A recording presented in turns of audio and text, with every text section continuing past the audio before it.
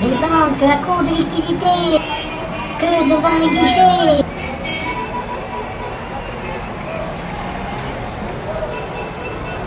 Je veux l'argent de mon salaire. Voleurs. Rendez-moi l'argent de mon livret A. Ce scénario vous semble impossible? À vrai dire, oui. Et pourtant, votre argent, il a bel et bien disparu. Nous allons vous l'expliquer. Posez-vous les questions suivantes. Pourquoi les banques demandent-elles à être renflouées? Pourquoi ont-elles besoin sans cesse de liquidités? Parce qu'elles ne sont plus en mesure de rendre l'argent de tous leurs clients. Et votre argent s'est envolé. Nous allons vous le prouver. Vous êtes client de la banque Saint-Gène.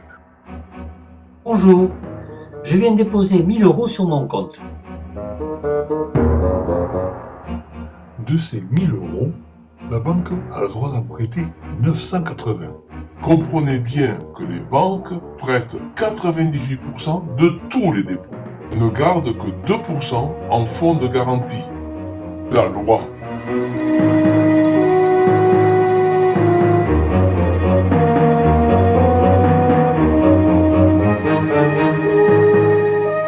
Donc, de mes 1000 €, vous comptez en prêter 980. Bien sûr, justement, votre mairie sollicite un prêt de 1 million pour faire construire un stade par la société Bouygues. Vos 980 € feront partie de ce prêt. Comme Bouygues est à la banque Crochet, c'est chez eux que le million sera transféré.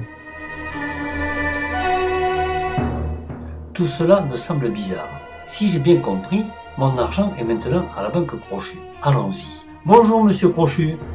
Vous venez de recevoir 1 million en liquide. Que comptez-vous en faire? Je vais conserver 2% en fonds de garantie. Quant au reste, 980 000 €, je le prête. Mais cet argent vient d'un prêt. Comment pouvez-vous le reprêter? Vous ne trouvez pas ça risqué? Moi, j'ai reçu du liquide. Donc je fais mon métier, je le prête. Ôtez-moi d'un doute. J'ai déposé 1000 € dans la banque Saint-Gène, dont 980 font partie du million que vous avez reçu. Ces 980 000 €, vous allez les prêter. C'est-à-dire que 98% de mon argent a été prêté par la banque Saint-Gène et que vous, banque Crochet, allez en prêter à nouveau 98%, comme si c'était un nouveau dépôt. Oui. Mais mon argent, il est dans quelle banque? Chez vous ou chez Saint-Gène? Quelle importance? Vite, je retourne chez Saint-Gène puisque c'est ma banque. Monsieur Saint-Gène, mon argent, je ne sais plus où il est. Mais si je veux le récupérer en totalité et tout de suite? Ne vous inquiétez pas. L'argent prêté nous revient toujours à l'échéance. Entre-temps, nous puiserons dans nos dépôts et si ça ne suffit pas, nous emprunterons à court terme à une autre banque. Donc, pas de risque. Oui, mais je ne suis pas convaincu. Et si ça marche si bien, pourquoi la crise?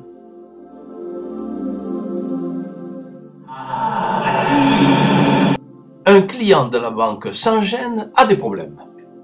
Monsieur Saint-Gène, j'ai une mauvaise nouvelle. J'ai été licencié et je ne peux plus rembourser le prêt de ma maison. Pas de problème. Vendez votre maison pour nous rembourser. C'est que, dans la folie immobilière, j'ai acheté de la merde et plus personne n'en veut. Que va-t-il se passer? Allô, ici la banque Saint-Gène. J'ai une défaillance d'un emprunteur. Pourriez-vous me prêter du liquide à court terme? Je regrette. Vous avez prêté d'une façon trop risquée. Je n'ai pas confiance dans votre capacité à récupérer les prêts. Et je ne peux vous aider sans mettre ma propre banque en péril. Face à cette situation, que va faire la banque Saint-Gène? Ça suffit, j'en ai assez vu. Rendez-moi mes 1000 €. Aujourd'hui, je ne peux pas. Repassez plus tard. Avez-vous compris comment l'effet domino commence? La banque a prêté l'argent de ses clients. En contrepartie, elle possède maintenant un actif pourri. Je crois avoir bien compris. Mais rassurez-moi, quand je reçois le chèque de mon salaire, il correspond bien à du cash. C'est vous qui le dites. Certes, votre employeur a, espérons-le, alimenté son compte en banque de l'équivalent des salaires. La seule obligation de la banque, c'est de convertir petit à petit votre chèque en cash. Entre-temps, qu'a fait la banque de ce cash? Où est-il? Ça, c'est une autre question. J'ai peur. Si la banque fait des placements foireux, si les autres banques n'ont plus confiance en elle et ne veuillent pas lui prêter, or, elle ne pourra pas payer mon salaire. Cher ami, bravo! Vous venez de décrire la crise. Mais moi, mon salaire, je l'ai mérité, je le veux. Qui va le payer? D'après vous? Je ne sais pas. Le gouvernement va bien faire quelque chose. Encore bravo! Mais ne rêvez pas. Le gouvernement ne va pas vous donner à vous directement l'argent que l'on vous doit. Non, il va recapitaliser les banques pour qu'elles puissent vous payer. Mais avec quel argent? Celui de nos impôts? Bravo, bravo, bravo. Vous êtes devenu expert en économie.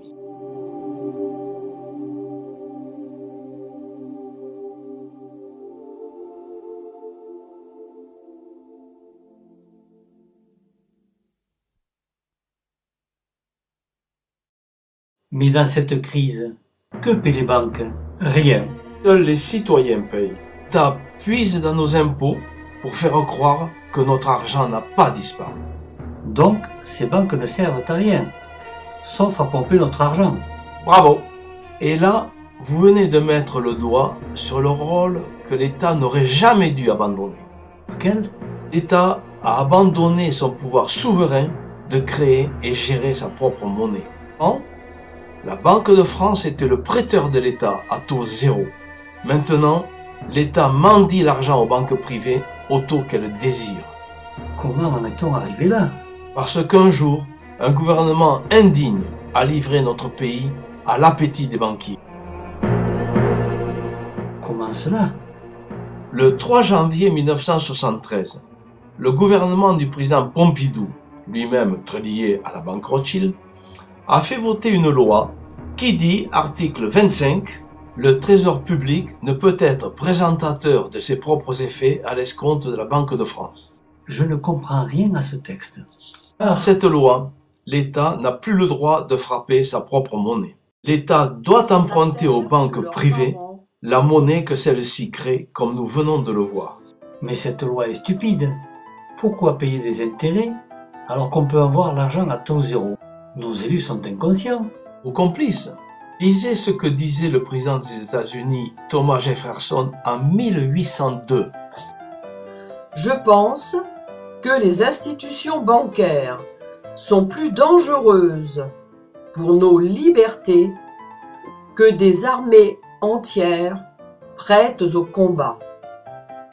Si le peuple américain permet un jour que les banques privées contrôlent leur monnaie, les banques et toutes les institutions qui fleuriront autour des banques priveront les gens de toute possession, d'abord par l'inflation, ensuite par la récession, jusqu'au jour où leurs enfants se réveilleront sans maison et sans toit sur la terre que leurs parents ont conquise.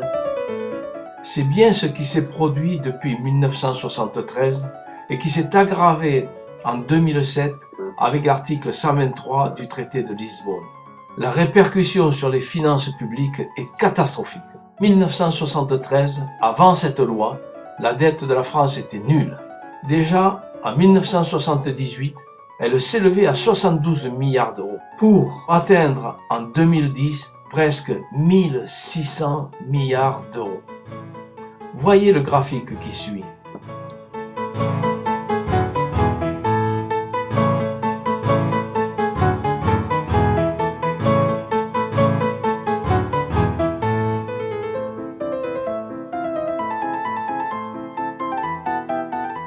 Pouvons-nous continuer ainsi?